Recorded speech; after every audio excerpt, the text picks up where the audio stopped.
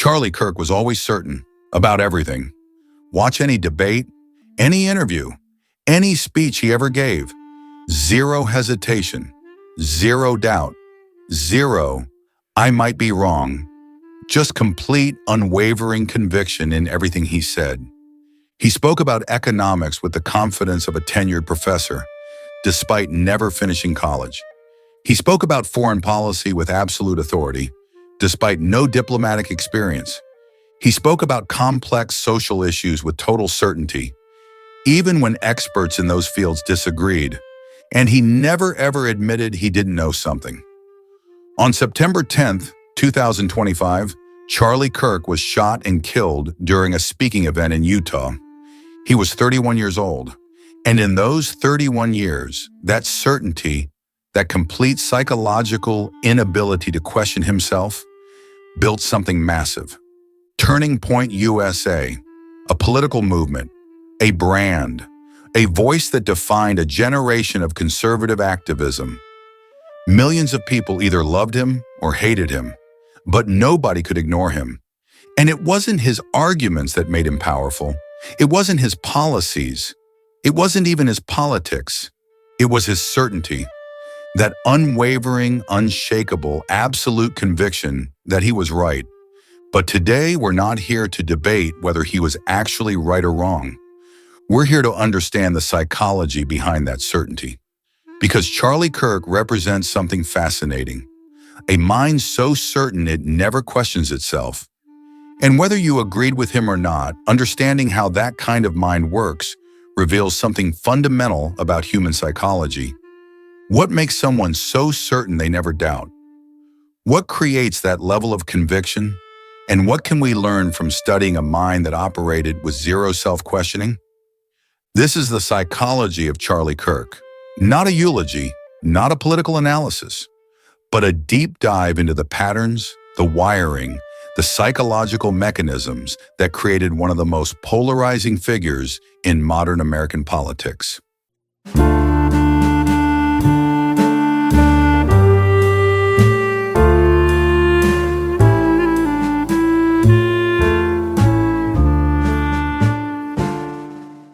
Let's talk about his debate style.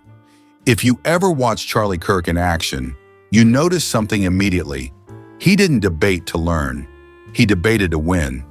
And there's a specific psychological pattern at play here. It's called argumentation as performance. Most people engage in debate to test ideas, to explore different perspectives, to refine their thinking. But for Charlie Kirk, debate was theater, and the goal wasn't truth, it was victory. Watch how he operated. Rapid-fire responses, unwavering eye contact, never pausing to consider the other person's point, never admitting uncertainty. This isn't arrogance, it's psychology. His brain had learned that appearing right was more valuable than being right. And here's why that worked. Humans are terrible at distinguishing confidence from competence. When someone speaks with absolute certainty, our brains interpret that as knowledge, even when it's not. Charlie Kirk had mastered this.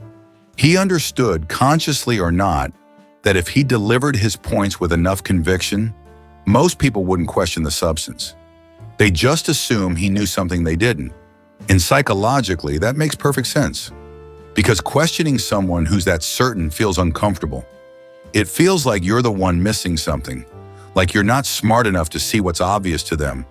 So most people don't push back, they just accept it. And Charlie Kirk built an empire on that psychological vulnerability. Here's where it gets deeper.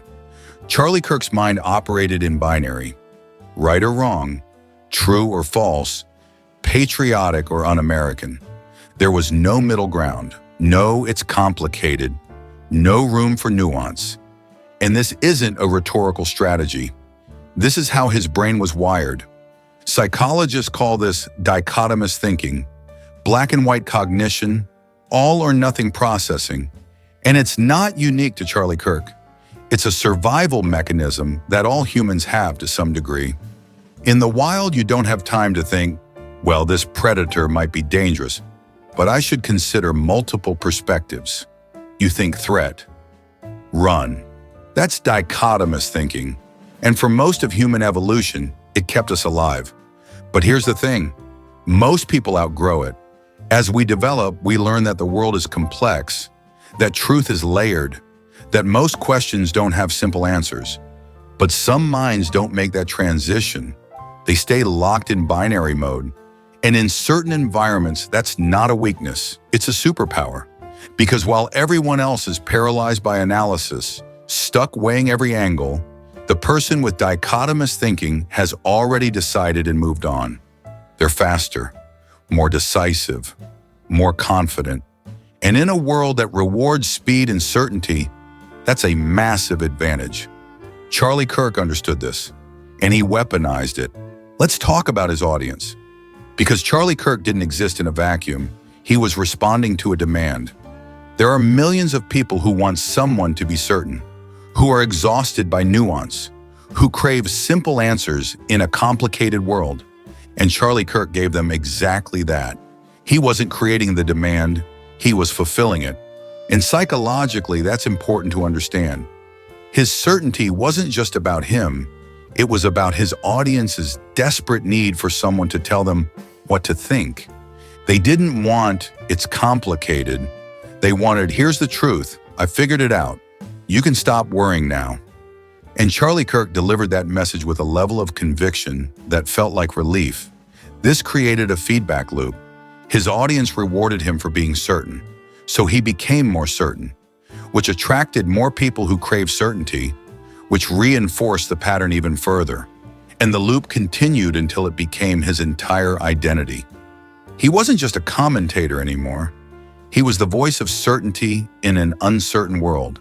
And millions of people needed that voice. Here's what made Charlie Kirk psychologically fascinating. He experienced what psychologists call epistemic closure.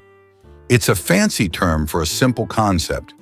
His belief system was self-contained, self-reinforcing, impermeable to contradictory information.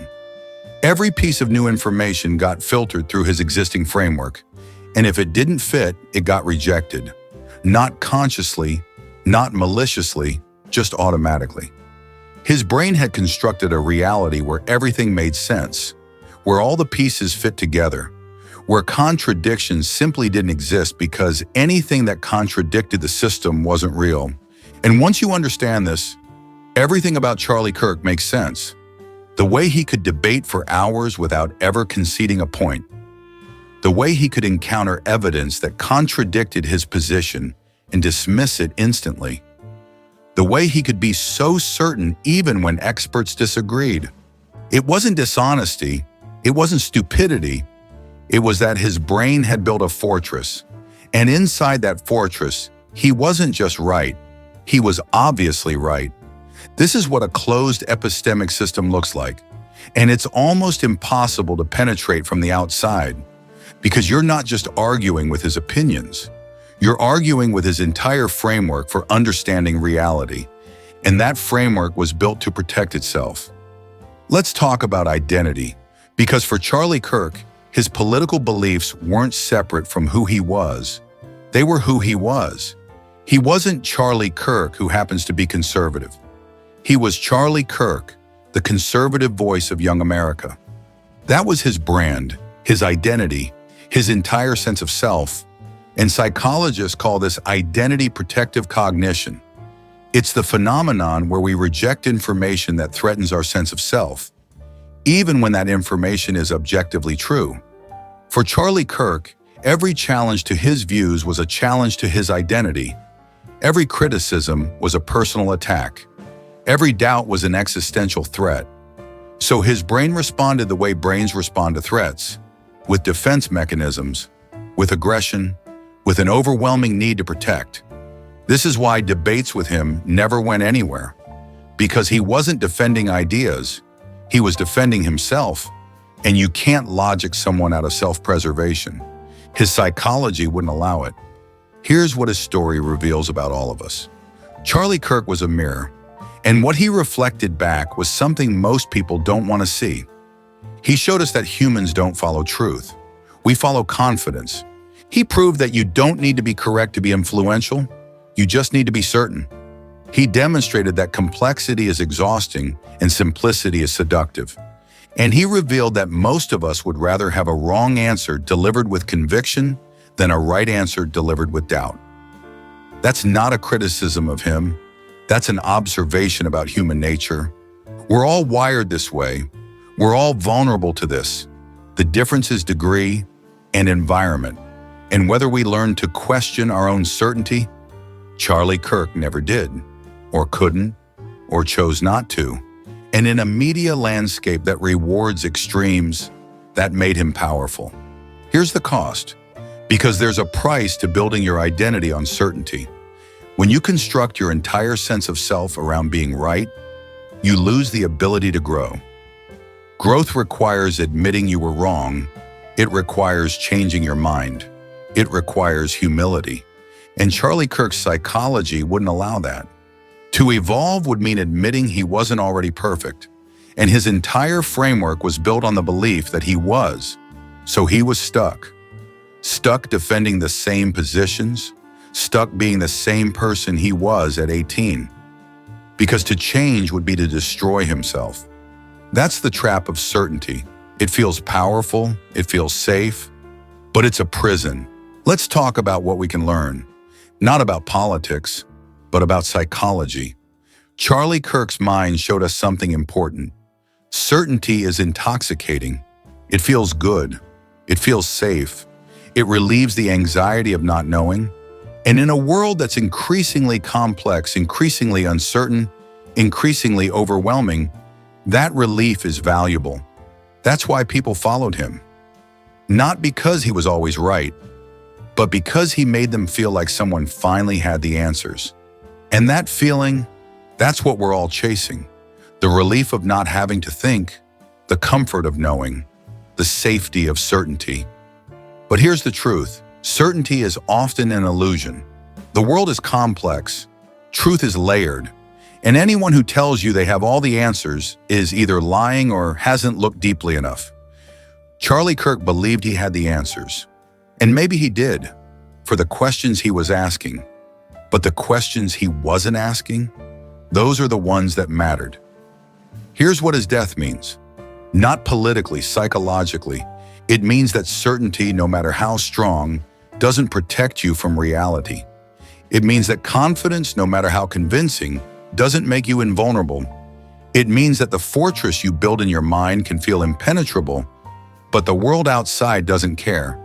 And it means that the patterns we carry, the certainty, the conviction, the unwavering belief, they're just patterns.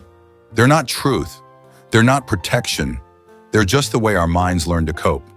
Charlie Kirk's mind learned to cope through certainty, through conviction, through never doubting, and that served him until it didn't. This is the psychology of Charlie Kirk, a mind wired for certainty in a world that demanded nuance, a brain that valued conviction over curiosity, a psychology that prioritized identity over truth. He wasn't a villain. He wasn't a hero. He was a human being whose mind worked in a very specific way, and that way resonated with millions of people who needed what he was offering: certainty, clarity, answers. And for a while, that was enough. But psychology doesn't care about politics. It doesn't care about movements. It doesn't care about legacy. It just shows us patterns. And the patterns that Charlie Kirk carried were the same patterns we all carry to some degree. The need to be right, the fear of being wrong, the comfort of certainty, the anxiety of doubt. He just amplified them, weaponized them, built an empire on them. And now we're left with the question, what do we do with that? Do we follow the same pattern? Build our identities on certainty and never question? Or do we learn from his psychology and choose differently? Do we embrace doubt? Do we allow ourselves to be wrong? Do we grow instead of staying frozen? That's the lesson. Not about Charlie Kirk, about us.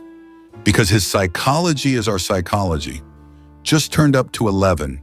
And if we're not careful, we'll build the same fortress, the same certainty, the same prison, and we'll never know what we could have learned if we'd just been willing to doubt.